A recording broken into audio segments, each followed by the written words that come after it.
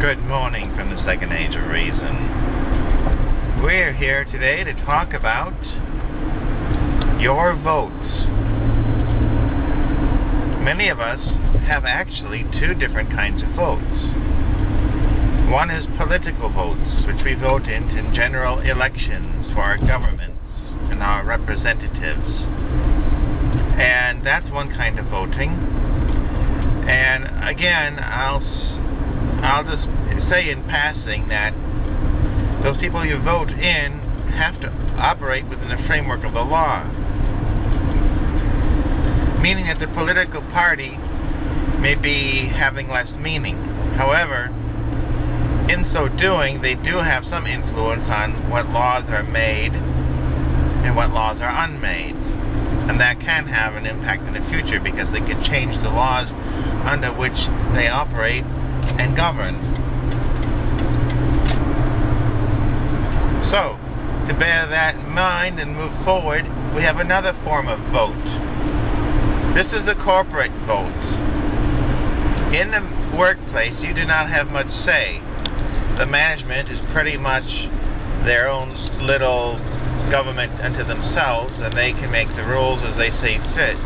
But there's another set of rules that are higher up. This goes up to the board of directors.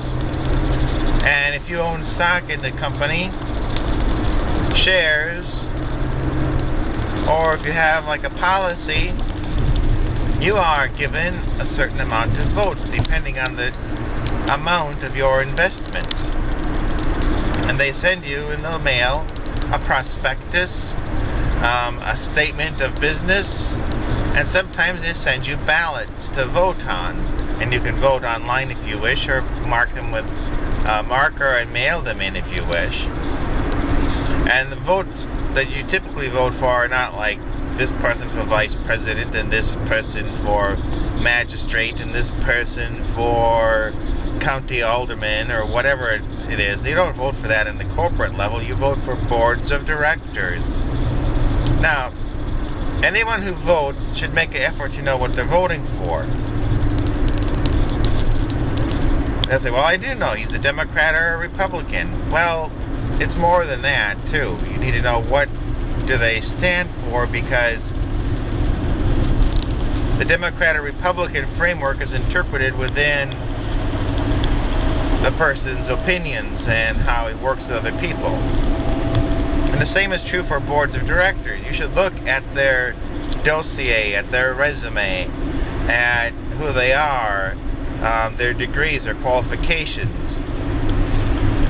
But pretty much it's like, do you vote for this person or do you abstain from voting for this person? There's like really no competition. And this is the way it is in the fastest corporate state. But there's other things you could vote on that are like referendums. Like, do you vote for this company to do our audits? Or do you vote for this policy to change in paragraph 3, section 2 to be reading like this instead of that? Now, if you are good at that and you understand what those are, then by all means vote the way your knowledge and your goals intend. But most of us have neither the mind nor the aptitude to deal with such things, but we do know that in most cases those changes are meant to benefit a certain people. And over the past 20, 30, 40 years, it hasn't really benefited the common people so much.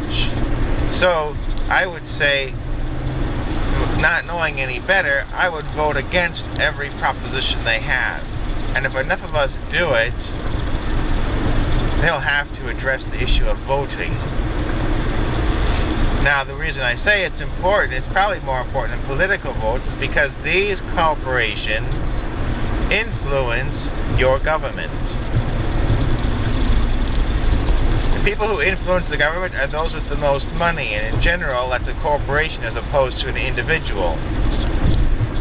So I would say it would be in your interest, then, to control the corporations, because they control the government.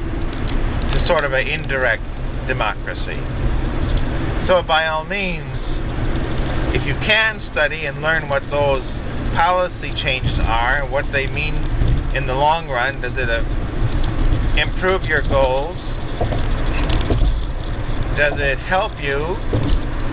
Then vote for it, I suppose, as long as you understand that. But if you can't understand what it's talking about, chances are it's probably something that will make them less accountable in some way.